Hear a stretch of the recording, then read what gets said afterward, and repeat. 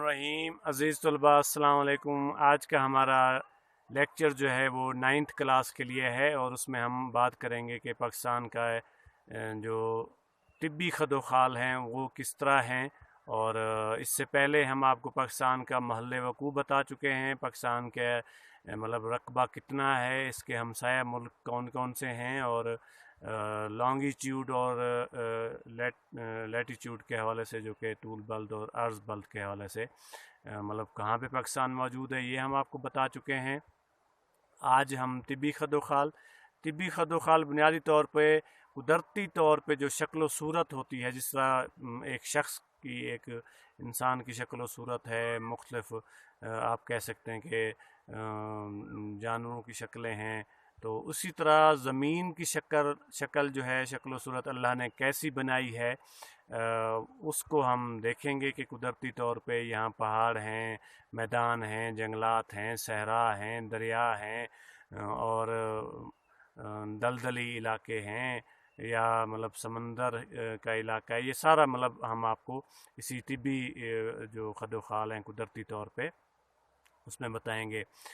पाकिस्तान के जो ज़मीन है उसके जो तिब्बी खदोखाल हैं उसको 3 से 4 मतलब हिस्सों में तकसीम किया जाता है। उसमें आप कह सकते हैं कि यहाँ शुमाली पहाड़ी सिलसिले हैं, फिर शुमाली पहाड़ी सिलसिलों के भी मतलब ज़ैली सिलसिले हैं, उस पर हम बात करेंगे।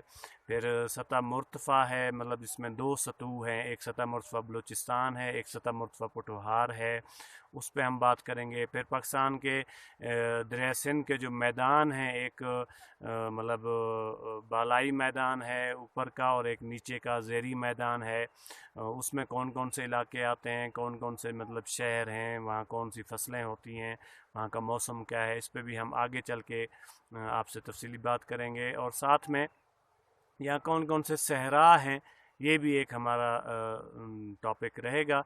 इसी के साथ ही मतलब जो कि खदोखाल में आता है, हम कोशिश करेंगे कि इस लेक्चर में समेट पाएँ, लेकिन अगर ना हो सका तो नेक्स्ट लेक्चर में उस पर बात करेंगे। तो सबसे पहले हम जो पाकिस्तान के पहाड़ी सिलसिले हैं उस पर बात करेंगे। पहाड़ी सिलसिलों में शुमाली पहाड़ी सिलसिला है, उसमें हिमालय के पहाड़ हैं, और हिमालय के साथ साथ मतलब कराक्रम का पहाड़ी सिलसिला है। और इन पहाड़ी सिलसिलों के अंदर जो है हम इनकी पीक पे या ऊंचाई और बुलंदी पे जाने से पहले इनके जो शुरू में जनूब में पहाड़ी सिलसिला बनता है उसको ज़ैली या आप हिमालय कहें, शवालक की पहाड़ियाँ उसको कहा जाता है, जो कि मरी और एबटाबाद की पहाड़ियों के जनूब में हैं, और इनका कुछ हिस्सा जो है वो पाकिस्तान में है और ज़्यादातर हिस्सा इनका हिंदुस्तान में है, और पब्बी की पहाड़ियाँ ये कहलाती हैं। और इसके साथ आगे चल के जो हिमालय सगीर जिसको कहा जाता है उसमें मरी है, गलियात आ जाती हैं, उसमें नथिया गली हो गई, अयूबिया हो गई, और इसी तरह एबटाबाद हो गया, ये सारा इलाका हो गया। और ये भी तकरीबन 4 से 5 हज़ार मतलब मीटर बुलंद हैं। इनकी बुलंदी जो है 3 से 4 हज़ार मीटर जो है सतह समंदर से। फिर जो है आगे जो हिमालय का सिलसिला शुरू हो जाता है, उसमें आगे कोहिस्तान का इलाका हो गया, दासू से होता हुआ गिलगित की एक सरसब्ज़ व शादाब और ख़ूबसूरत वैली जो है वो पाकिस्तान की है। उसमें फिर ये एक शराय कराक्रम से सिलसिला जाता है, और इसी शराय कराक्रम से होता हुआ ये खुंजराब पास के ज़रिए जो है पाकिस्तान को चाइना के साथ बॉर्डर मिलाती है। और ये बुलंद तरीन रोड है, इसको दुनिया का 8वां अजूबा भी कहा जाता है। और इसी तरह फिर ये सिलसिला जो है इसमें इसी मतलब बुलंद इसी पहाड़ी सिलसिले की जो बुलंद चोटी है वो नंगा पर्वत है, जो कि गिलगित शहर और आप कह सकते हैं कि साथ जो है आगे अस्तोर का इलाका है उसके साथ ये मौजूद है। 8126 मीटर जो है 1000 मीटर बुलंदी पे ये वाक़ है सतह समंदर से। और इससे आगे फिर सिलसिला शुरू हो जाता है, उसमें स्कर्दू का शहर भी आता है। हिमालय जो है वो बुलंद सिलसिले हैं, उनमें केटू کا سلسلہ ہے، اور جو کہ دنیا کی بلند ترین چوٹی ہے، اور اس سلسلے کی بھی اور دنیا کی بلند ترین چوٹی K2 ہے، اور اس کی 8611 جو ہے میٹر بلندی ہے۔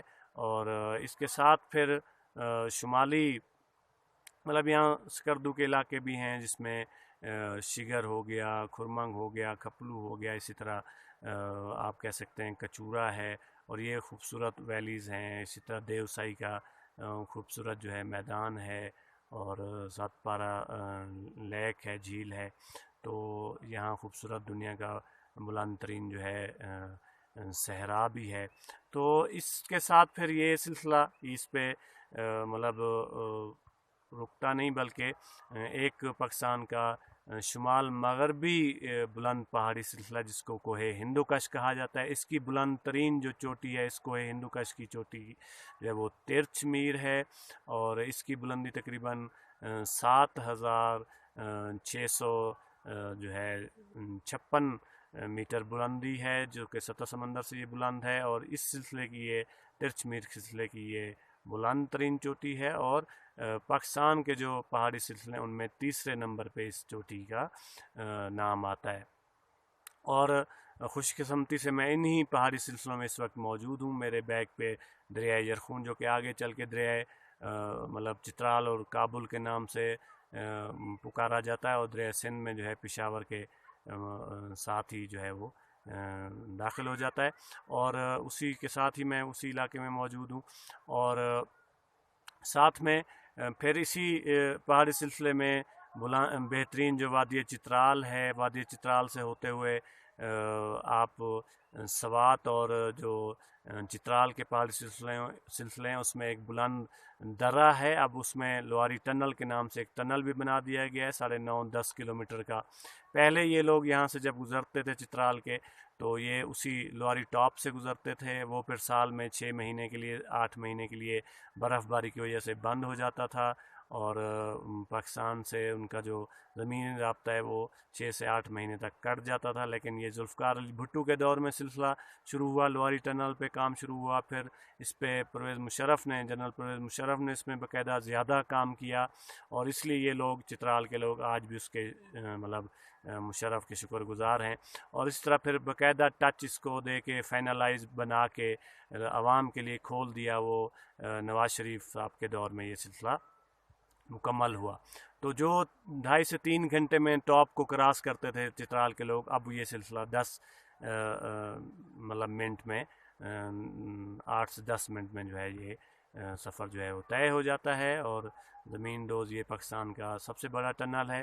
اور اس کے بعد پھر اس کے نیچے کوہ سفید شروع ہو جاتا ہے۔ کوہ سفید کے اندر باقاعدہ آپ کہہ سکتے ہیں کہ درہ خیبر بھی ہے، دیگر جو ہے پارا چنار کا شہر بھی ہے، اور اسی طرح پھر اسی کوہ سفید سے مطلب دریائے کرم بھی بہتا ہے، اور پھر کوہ سفید کے نیچے شمالی اور جنوبی وزیرستان کی پہاڑیاں ہیں، پہاڑی سلسلہ شروع ہو جاتا ہے، اور اس سے پھر نیچے آپ کہہ لیں کہ چاگی کے پہاڑ ہیں، راسکو کے پہاڑ ہیں، جس میں پاکستان نے اپنا ایٹمی دھماکہ کیا تھا، اور اس کے بعد پھر درمیانی ایک پہاڑی سلسلہ جس کو کوہ سلیمان کہا جاتا ہے، تخت سلیمان اس کی بلند ترین چوٹی ہے۔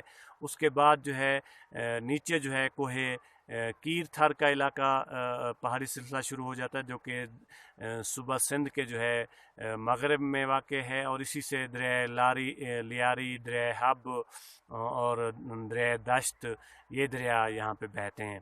اور اس سے پہلے دریائے چترال اور دریائے کنہار، دریائے کابل، یہ جو میں نے آپ کو کوہ ہندوکش اور چترال کے پہاڑی سلسلے کا بتایا ہے، اس میں وہ دریا بہتے ہیں۔ لیکن یہ دریائے دشت، دریائے لیاری، دریائے مطلب حب جو ہے، یہ یہاں سے اسی کوہ کیر تھر سے ہوتے ہوئے اس میں گرتے ہیں، بحیرہ عرب میں جا کے گرتے ہیں۔ تو یہ پہاڑی سلسلے ہیں، اس پہ مزید بھی تفصیلی ہم انشاءاللہ جو کلاس میں ہوگا اس میں زیادہ بات کریں گے، کیونکہ یہ تھوڑا سا 15 سے 20 منٹ کا لیکچر ہے۔ اور اس کے ساتھ پھر ان پہاڑی سلسلوں کے ساتھ ساتھ پھر پاکستان کے جو اہم میدان ہیں، میدانوں پہ ہم بات کریں گے۔ میدانی سلسلے میں پاکستان کے جو ہے سب سے پہلے دریائے سندھ کا بالائی میدان ہے، جو کہ آپ کہہ سکتے ہیں کہ ڈی آئی خاں کے علاقے سے کے پی کے ڈی آئی خاں اور ادھر سے پوٹوہار کے علاقہ ختم ہونے سے شروع ہوتا ہے، اور نیچے کوٹ مطلب مٹھن تک جو ہے، مٹھن کوٹ کا جو علاقہ ہے یا ہیڈ پائنند ہو گئی، وہاں پہ جا کے اس کا اختتام ہوتا ہے۔ یہاں پہ تقریباً پاکستان کے اور پنجاب کے جو 5 دریا ہیں وہ ملتے ہیں۔ اس کے بعد پھر آگے جو ہے دریائے سندھ کا زیری میدان شروع ہو جاتا ہے۔ یہ بہت ہی بالائی میدان، بہت ہی زرخیز ہے، اور دریائے سندھ کا جو زیری میدان ہے یہ بھی دونوں زرخیز میدان ہیں۔ ان میں پنجاب کے مطلب کہہ لیں کہ زمینیں، سندھ کی زمینیں جو ہے، ان میدانوں کی زمینیں سونا اور چاندی گلتی ہیں۔ سونے سے مراد ہے یہاں مطلب گندم بھی ہوتی ہے، یہاں مکئی اور جوار بھی ہوتی ہے، اور اسی طرح چاول اور کپاس کی بہترین فصل ہوتی ہے۔ تو یہ اس کو سونے اور چاندی سے مطلب تشبیہ دی جاتی ہے۔ اور یہاں کا آم بھی مشہور ہے، یہاں کے مطلب کھجور بھی مشہور ہیں، یہاں کے کیلے، فالسے اور انار کے باغات یہاں کے مشہور ہیں۔ مٹھا جس کو بولا جاتا ہے، کنو اور مالٹے ہو گئے، یہ سنگترے، یہ بھی اس میدان میں بہت اچھے ہیں۔ فصلیں اس کے علاوہ دیگر اناج ہو گئے، مطلب جس میں مطلب جوار، مکئی، باجرہ، جو، چنا، دالیں، جو کہ بکھر دریا خاں کے جو تھل کے علاقے ہیں وہاں دالیں جو ہیں وہ بہت مشہور ہیں۔ چنے کی فصل یہاں بہت زیادہ ہوتی ہے۔ تو یہ پنجاب ہے۔ پھر سندھ اگیتی فصلوں کے حوالے سے مشہور ہے۔ سندھ کا جو زیری میدان ہے اس میں کہہ لیں کہ مٹھن کوٹ سے لے کے پھر سجاول اور ٹھٹھا کے کہہ لیں آگے تک چلا جاتا ہے۔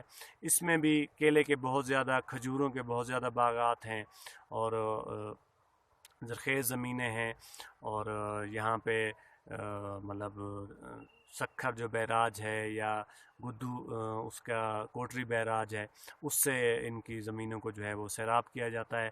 اور یہاں اگیتی فصلوں سے مراد یہ ہے کہ یہ یہاں کی چاہے وہ پیاز ہے، ٹماٹر ہے، مرچ ہے، گندم ہے، آم کے باغات ہیں، کھجور ہے، جتنی بھی فصلیں ہیں، اناج ہیں، فروٹس ہیں، سبزیاں ہیں، وہ یہاں مطلب مارکیٹ میں پاکستان کے جو گلا منڈیاں ہیں یا فروٹس کی منڈیاں ہیں، وہاں پہ اس کی جو فصل ہے وہ پہلے پک جاتی ہے، اور اس سے کافی ان کو مطلب اکانومیکلی، پیسے کے لحاظ سے سندھ کے لوگوں کو فائدہ پہنچتا ہے، اس لیے ان کو اگیتی فصلوں کی سرزمین بھی کہا جاتا ہے۔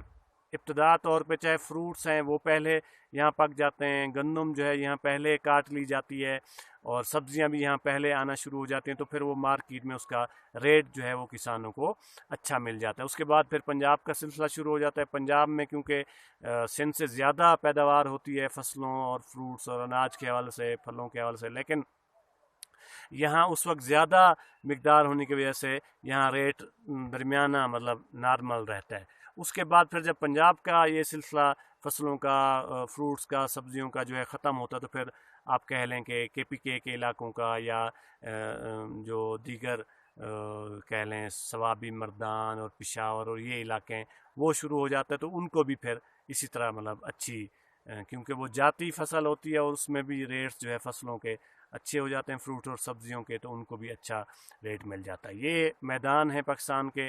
ان کے ساتھ ڈیرہ جات بھی ہیں 2، جن میں ڈیرہ اسماعیل خاں اور ڈیرہ غازی خاں ہیں، تو یہ بھی زرخیز علاقے ہیں تمام فصلوں، اناج اور فروٹس کے حوالے سے، سبزیوں کے حوالے سے۔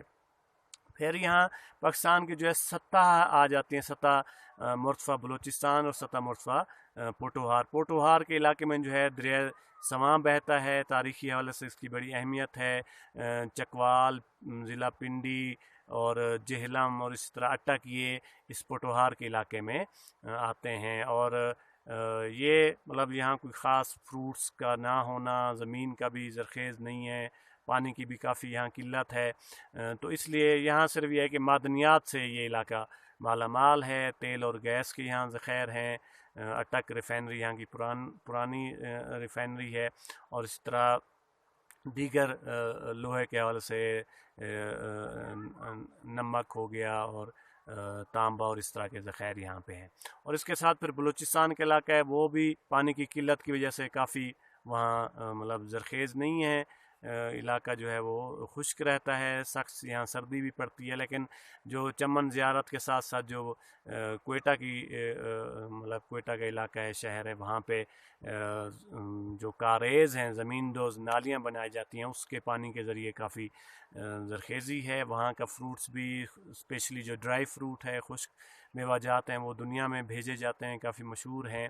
اور کوئٹہ کی وادی بھی مطلب کاروبار کے حوالے سے بہت مطلب مشہور ہے. یہ اس کے ساتھ یہاں اسی جو سطح مرتفع بلوچستان ہے، یہاں ہامون مشکیل کے نام سے ایک جو ہے نمکین پانی کی جھیل بھی ہے. اور ساتھ میں مطلب یہاں کافی کوئلہ ہو گیا، لوہا ہو گیا، تانبا اور سونے کے ذخائر جو ہیں یہاں کافی ملے ہیں. پرانی یہاں مطلب کہہ لیں تہذیب بھی ہے. اور اسی طرح یہ سلسلہ مطلب سطح مرتفع بلوچستان اور پٹوہار کے حوالے سے ہو گیا. اور پھر ریگستان ہے یہاں بلوچستان کے اندر، خاران کا ریگستان ہے، اس کے ساتھ پھر تھر کا پاکستان کا بڑا ریگستان ہے. اور ساتھ میں نارا، خیرپور میرس کے ساتھ جو ہے وہ نارا ایک صحرا ہے، تھل کا صحرا ہے، جس میں بکھر، لیا اور مظفر گڑھ کے اضلاع آتے ہیں، ان کے حصے شامل ہیں. اور پھر ساتھ میں آپ کہہ سکتے ہیں کہ چولستان کا جو صحرا ہے، روہی بھی جس کو بولا جاتا ہے، بہاول پور، رحیم خان کے ضلع اور بہاول نگر کا کچھ علاقہ جو ہے وہ چولستان کے اس میں شامل ہے. اس چولستان کے دوسری سائڈ پہ انڈیا کا راجستھان کا صحرا کہلاتا ہے. تو یہ آج کا جو ہمارا ٹاپک تھا پاکستان کے خد و خال کے حوالے سے، اس میں ہم نے آپ سے بات کی کہ پاکستان کے اندر شمالی پہاڑی سلسلے بھی ہیں، یہاں کے دریائے سندھ کے بالائی اور زیریں میدان بھی ہیں، یہاں کی سطوح بھی ہیں، سطح مرتفع بلوچستان، سطح مرتفع پٹوہار، اور صحرا بھی ہیں، ڈیرہ جات بھی ہیں. یہ ہم نے آج آپ سے خد و خال کے حوالے سے بات کی. انشاءاللہ نیکسٹ پھر ٹاپک میں جو ہے آپ سے بات ہوگی. بہت شکریہ.